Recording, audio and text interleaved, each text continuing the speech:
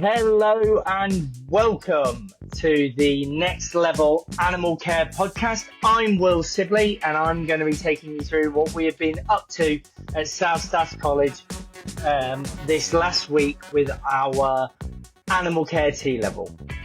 So I think I'll just jump straight into it. I know last week I spoke about we had a couple of learners had left us and we've taken a couple of learners on a trial. Those trials went really well. So I think we are starting to see a settling down of groups and expectations and those kind of things, which is resulting in the learners assimilating to the new program, to college life. And that's fantastic. That's exactly what we'd expect in this first 42 days window and start to college. So I think content this week, we have continued with within the context of our small animal rehab theme, trying to link everything as much as we can from the Common Core. So exam 1, that's the vernacular that we're using, the Common Core aspects into that animal rehab element. So this week we're particularly focused on parasites, notifiable diseases and disorders, but we've had a packed schedule, as I'm sure everybody else is experiencing with the T-level. 4-day delivery almost doesn't feel enough. It feels like we're really trying to cram a lot into those hours that we have with the learners. So at the start of the week, we looked at particular aspects that the learners explored around causes, signs, prevention, treatment of common domestic parasites. We discussed the difference between endo and ectoparasites and really tried to, engage the long-term memory and start to build in some of the retrieval practices. So we try to engage the core memories and the lymphatic system of the learners. We try to do as many sensory activities this week to try and engage that lymphatic system, because we know that that's a highway to long-term memory.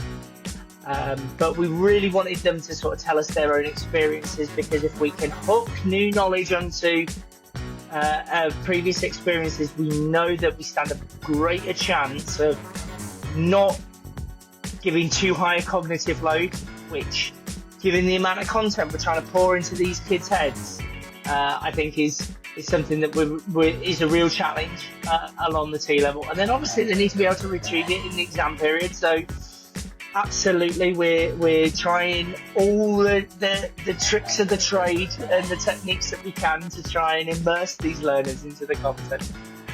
So they created posters of fleas, ticks and roundworm in particular, from a parasite perspective.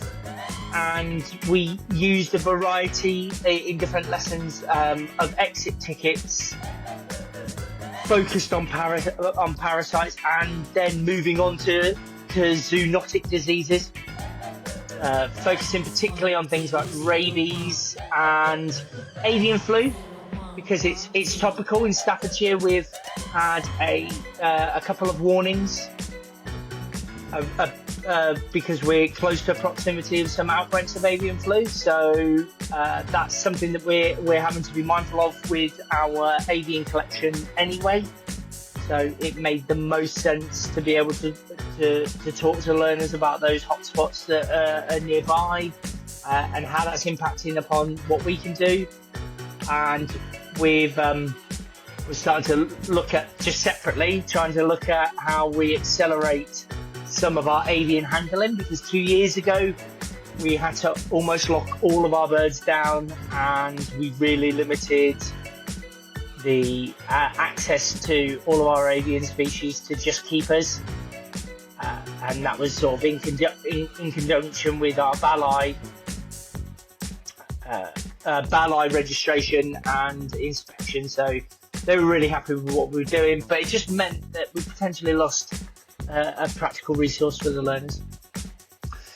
Then we've moved on, so sort of moving those disorders on. We've looked at the nutritional, metabolic, physical and endocrine disorders that can also impact animals, and as such, sort of the health of animals, sort of really starting to bring that core pathway element to life within the project that we're looking at in this animal rehab veterinary centre type project that we're doing at the moment. We continue with our practical skills. We're still groups A and B rotated round, but we're still handling at this moment in time rabbits and rodents in those two groups. We're doing health checks, handling techniques, but we're looking at preventative care, and we were looking at the vaccination records and different parasite treatments of those, so that what they're doing in their practical sessions is hands-on to what they're learning in their theory lessons, and we're trying to match that as much as possible.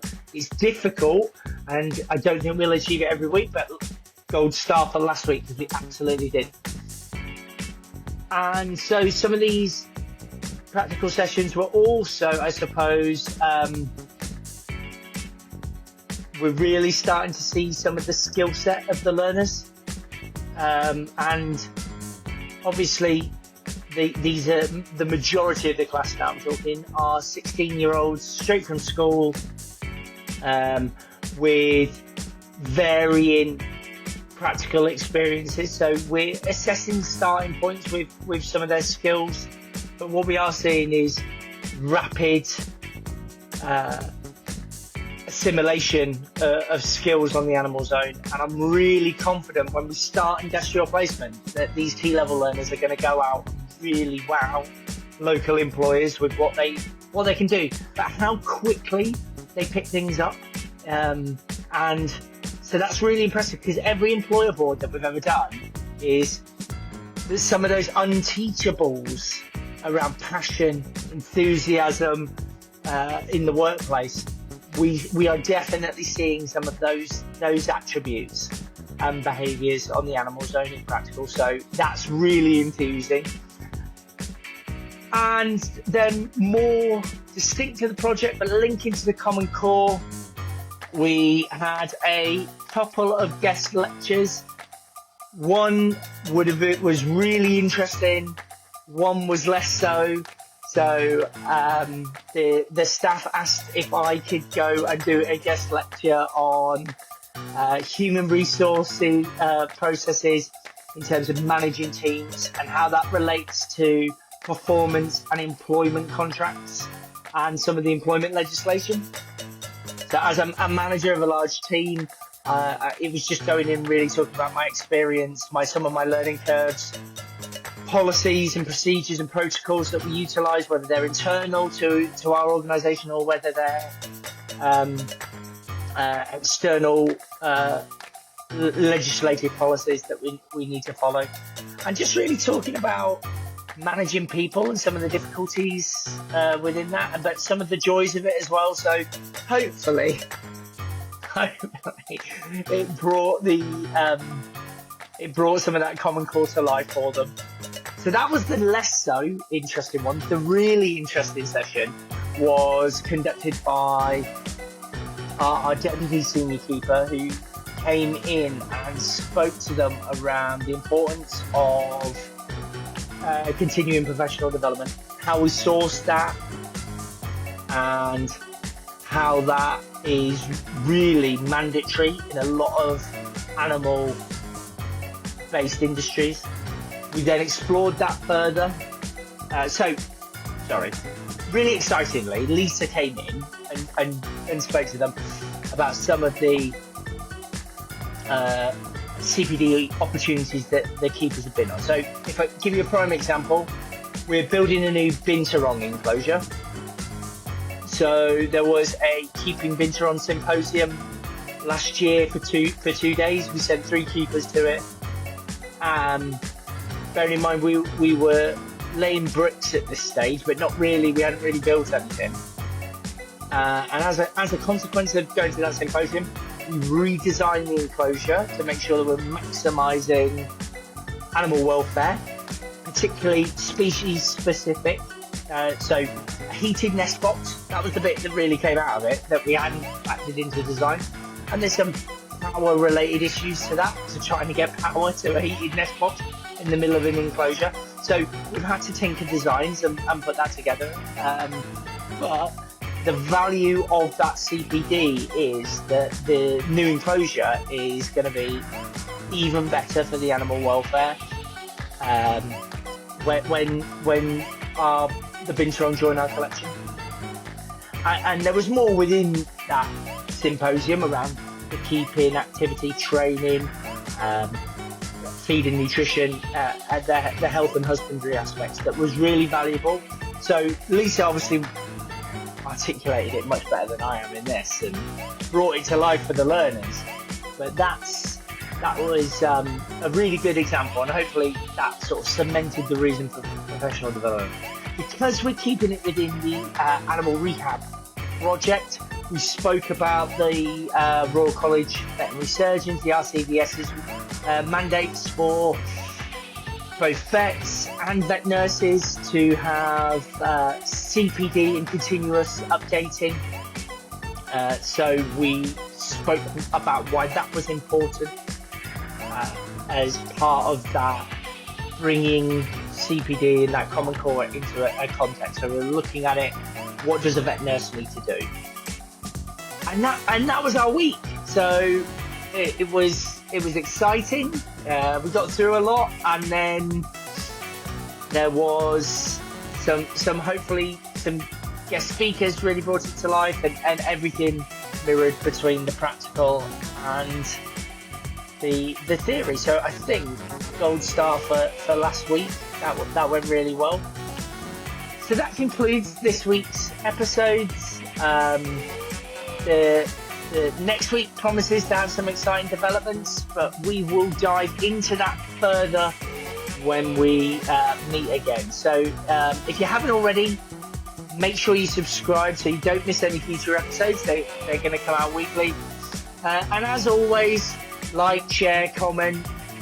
I'm trying to become more of a natural podcast host, so please, any feedback would be greatly appreciated, if in fact anyone is even watching this.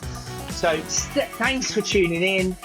I'll catch you next week with more updates from Staffordshire College's T-Level Next Level Animal Care podcast. I'm Will Sibley. It's been a pleasure.